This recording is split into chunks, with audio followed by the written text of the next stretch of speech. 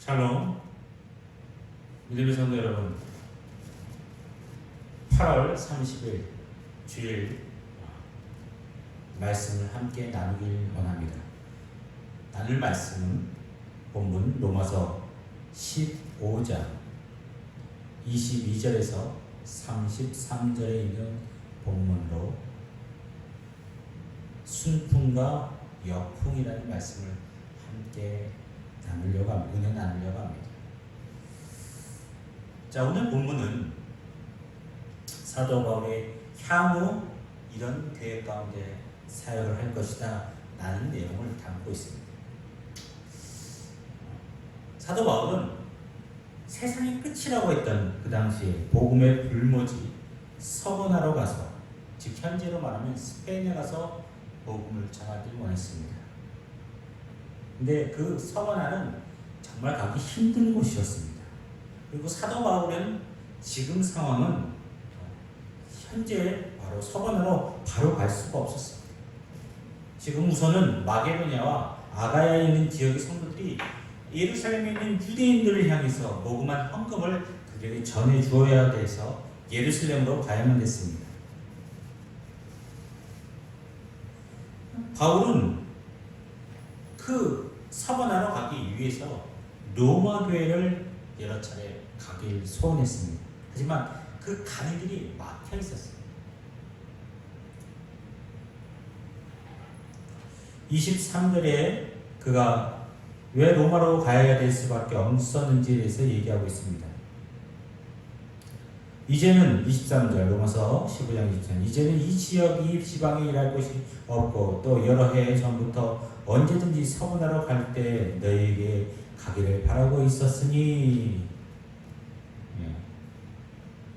로마보다는 어떻게 보면 복음을 듣지 못한 지역에 그곳에서 복음을 전하고 싶은 마음이 사도 바울에게는 불일 듯 일어났습니다. 그래서 그곳을 서머나를 가기 위해서 로마를 거쳐서 그 당시 서머나로 갈 수밖에 없었기 때문에 그 로마를 가기를 원했습니다.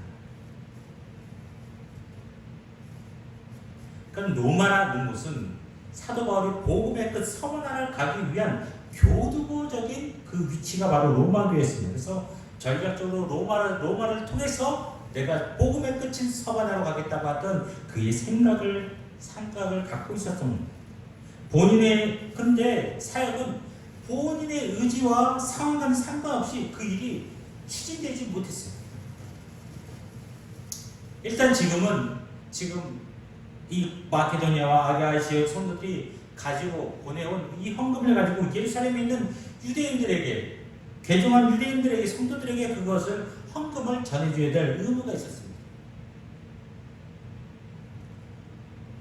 복음을 비친 자로서 원래는 예루살렘 교회에서 복음을 전해주었지 않습니까? 그래서 지금 예루살렘 교회가 어렵다고 하니까 그 지금에 있는 아가야와 마게도니아 교회 성도들이 우리 모교회를 돕겠다는 심령으로 헌금을 했어요. 복음을 비친 자로서 우리도 모교회를 돕겠습니다라고 사도 바울에게 그 헌금을 드리게 됩니다. 그런데 사도 바울은 그 헌금을 예루살렘 교회에 드리고 난 이후에 복음의 길을 가려고 했습니다.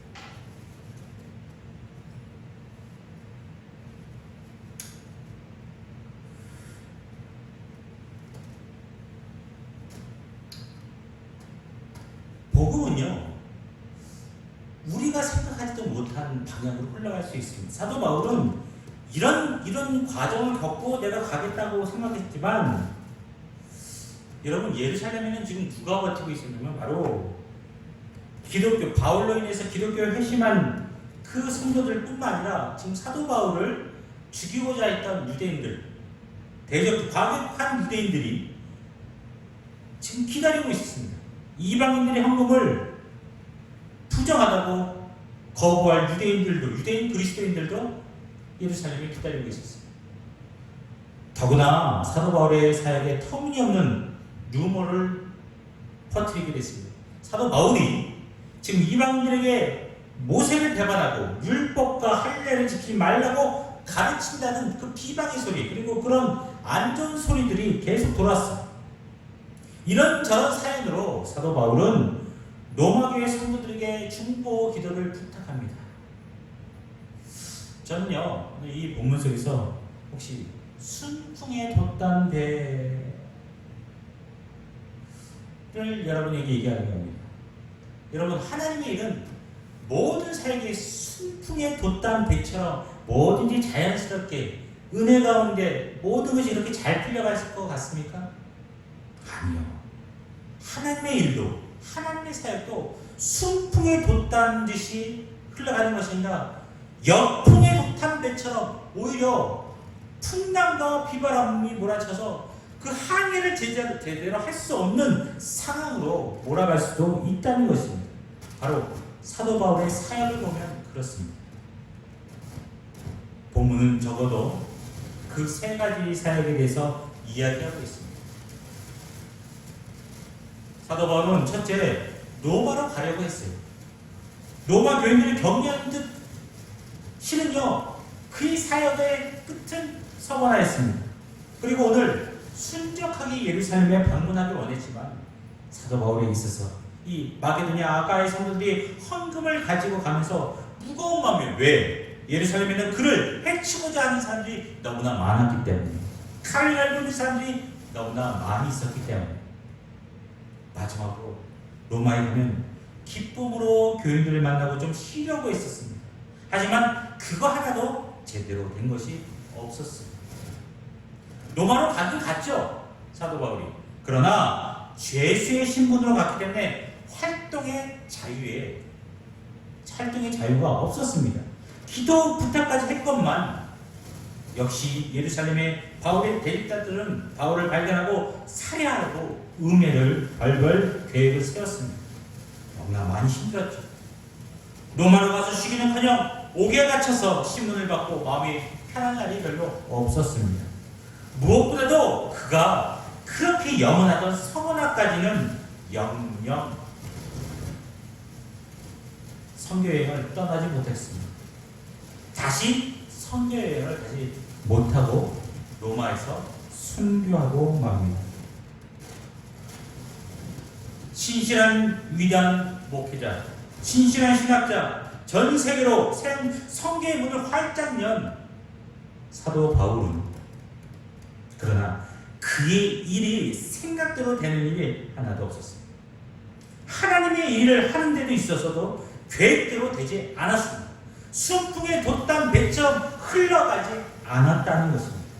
그가 의도한 성공한 것보다는 오히려 실패한 것이 더 많았다고 생각됩니다.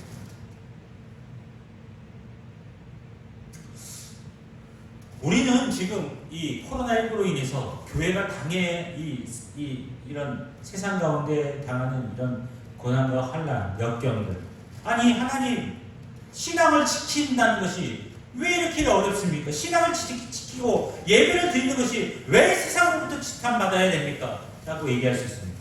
물론 정말로 저도 이해가 안 될 때가 있어요. 이런 상황 가운데 교회가 예배를 드리겠다는데 우리가 철저한 방역 지침을 쫓아서 예배를 드리고 예배를 그 지침으로 지키고 예배를 지키겠다는데 세상의 것들, 세상의 여러 가지 상황들은 녹록치 않습니다. 예배 드리는 것이 쉽지 않은 가운데 있습니다. 아니 하나님, 교회가 존재로 예배를 드리고 복음 전하는 사역을 위해서 예배를 중지해야 됩니까? 저는 이 생각할 때마다 우리 성도들에게 문자를 보면서도 참 괴로웠습니다. 이게 뭔가, 왜 이 교회가 예배를 드리지 못하는 것인가?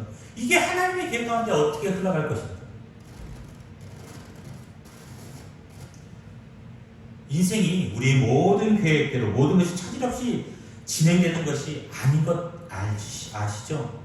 오히려 우리가 원하는 성공보다는 더 실패를 통해서 우리는 많은 것을 배우게 됩니다. 지금의 이 상황도 그렇다고 봅니다. 순풍에 돛단 배처럼 모든 것이 은혜 가운데 잘 흘러간다면 그 가운데서 하나님의 은혜를 깨달을 수 있을까요? 아닙니다. 오히려 실패와 고난과 역경을 통해서 뭐예요? 하나님의 뜻이 무엇인지 더욱더 집중하게 되는 것입니다.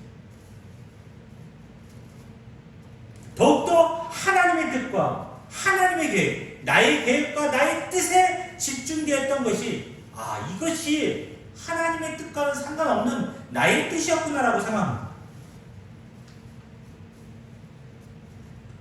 오히려 내 계획이 우선순위였던 인생의 길에 신실하신 하나님을 다시 바라보게 되는 것이죠. 비록 사도 바울은 그가 인생했던 응답하신 것은 아니었지만 사람이 상상할 수 없는 놀라운 방법으로 하나님은 사도 바울의 인생의 길을 열어가셨다는 것이죠. 순풍에 돛단 배가 아닌 역풍에 돛단 배인 것처럼 빌립보에서 전도하다가 매를 맞아 감옥에 갇혔지만 찬송을 통해서 전도의 열매를 맺게 한 것처럼 하나님께서는 비록 죄수의 신분이었을지라도 그의 발걸음을 노마로 안전하게 지키시는 하나님의 놀라신 은혜의 방법이 도사리고 있었습니다. 하나님의 일은 어쩌면 역풍을 만나는 일이라고 볼 수도 있습니다. 우리는 순풍을 달라고 한다면 하나님 순풍을 주십시오. 모든 것이 이렇게 해서 이렇게 잘 되기 원합니다. 근데 방법은 하나님께서 하실 일. 우리는요 기도하면서 하나님의 그 사역에 순종하며 나아갈 뿐입니다. 여러분 기억하십시오. 하나님의 일은요 순풍을 통해서도 일하시지만 어떻게 해요? 역풍을 통해서도 하나님의 일은 하나님께서 하시는 것입니다. 우리 인생도, 우리 교회도, 우리 믿음의 성도들도 그 인생도 마찬가지입니다. 하나님은 때로는 순풍을 통해서도 일하시지만 역풍을 통해서도 하나님의 일을 이루어 가시는 것입니다. 사도 바울은 그렇습니다. 자신의 길 가운데 순풍을 통해서 역사하실 것을 기대했지만 하나님 역풍을 통해서 그 인생 길을 열어갔던 것처럼 그는 하나님을 신뢰했어요. 그래서 그랬기 때문에 순풍이 와도 역풍이 와도 사도 바울은 지치지 않고 실망하지 않았습니다. 반드시 하나님의 계획하심을 믿고 신뢰했습니다. 그래서 그가 달려갈 길, 사명의 길을 갈 수 있었습니다. 왜요? 그 마음에 예수 그리스도를 통한 복음의 불이 부르듯 일어나고 있었기 때문입니다. 다메섹 도상에서 주님을 대적했던 그 자신의 한순간에 이방의 사도로 바꿔놓으신 주님의 복음의 불이 그 인생을 사로잡고 있었기 때문에 그는 역풍이든 순풍이든 상하지 않습니다. 이것이 하나님의 뜻이라면 그 뜻에 순종했습니다. 때로는 오늘 지금 우리 한국교회에 처해 있는 현실, 오늘도 이렇게 성도들과 함께 모여서 예배하고 찬양하고 이 말씀을 나누면 얼마나 좋겠습니까마는 지금 교회에 처한 현실이 녹록지 않습니다. 교회를 바라보는 시선이 정말로, 그리고 정부 당국자들이 코로나 확산을 방지하기 위해 비대면 예배를 적극적으로 얘기하는 이 시점 가운데 교회가 정말 그 시점과 동떨어서 나가긴 참 쉽지 않은 상황입니다. 물론 예배를 통해서 하나님의 신앙을 지키는 것도 중요합니다. 하지만 또한 이런 모습으로 교회가 또한 정부의 지침을 따라서 선을 이루어가는 것도 하나의 방법일 것입니다. 이 모양은 이 모양으로, 저 모양은 저 모양으로 할 수 있습니다. 중요한 것은 그 중심에, 그 중심된 그 사명 가운데 하나님에 대한 신뢰입니다.